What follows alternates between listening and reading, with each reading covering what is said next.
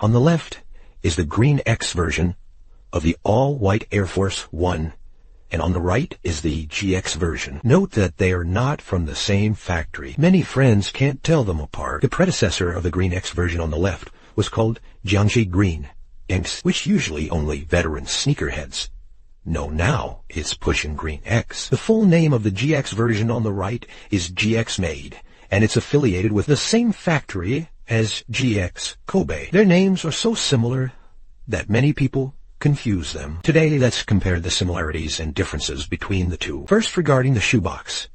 If you peel off the label sticker on the GX version, it's completely bare underneath with nothing there. Now let's peel off the label sticker on the Green X. Underneath the sticker, there is a chip attached. Although the cost of a chip is only a few cents, it goes to show that Green X perfectly replicates even the hidden details. At the same time, this can serve as an authentication point to prevent bait and switch. As a full leather shoe, the quality of the leather is of the utmost importance. First, let's take a closer look at the leather surface of the Green X. You can see that the leather is very delicate with shallow ventilation holes. It feels very soft and bouncy when pressed, and only the specific spot you press will indent. Next, let's look at the leather surface of the GX closely.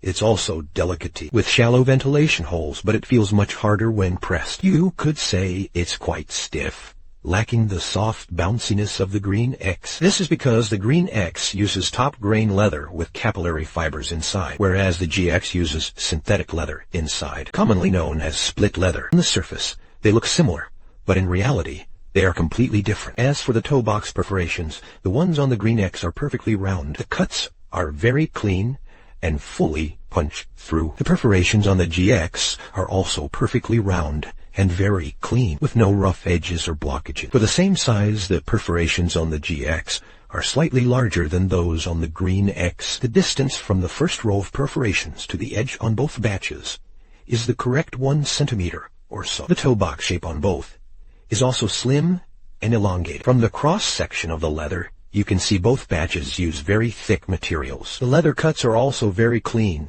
with no widow's peaks on the entire toe box. As for the Dubrae, both batches use the correct matte material. Under the light, it shows a slight bright reflection. Regarding the lace color, both batches get it right. It's off-white, no longer the exaggerated beige like the 2024 versions. Both sets of laces also use the correct thick double-layer material, whereas most factories on the market use incorrect single-layer laces. For the overall shape, the left and right vamps of the Green X gather and curve inwards. This shows the factory uses correct shoe last data and properly does the shaping step, which is why the shape looks so sleek. Left and right vamps of the GX also gather and curve inwards. The shoe last and shaping process used are flawless. From a top-down view, the shoe shape is quite slim and sleek on both, presenting beautiful lines. The collar shape on both is a U shape that hugs the heel. In comparison, the collar on the Green X is slightly tighter. The padding thickness is about the same for both. Neither skimps on materials. Next, let's look at the side swooshes of both pairs. First, regarding color, the swoosh on the Green X has a different shade compared to the shoe body.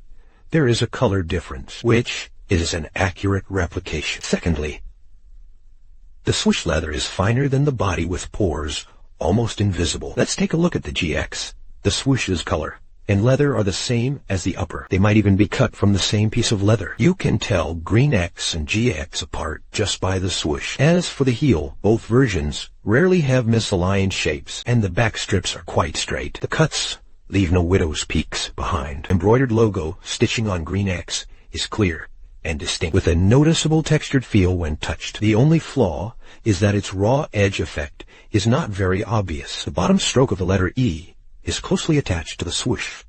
This detail is correctly replicated. The embroidered logo stitching on GX is even more clear and distinct. The textured feel is obvious, and the raw edge effect of the embroidery is done better. The bottom stroke of the letter E is also closely attached to the swoosh. In this round, GX wins. For the Strobel stitching on the midsole of both shoes, the color has been changed from the original red to white. This is because the latest retail 25 batch uses white for the Strobel stitching. Green X and GX made the adjustment almost immediately. Currently, there are still many factories that haven't made the change. Glued area on Green X accounts for about 2/3 of the total lie, while the glued area on GX is only about half of the total. Both use the correct tank track zigzag glue pattern. However, the GX insole has a stamp both in the middle and at the top. Green X only has one stamp at the top. I have to say, GX hides an unexpected detail surprise. After this comprehensive comparison of all aspects, I personally think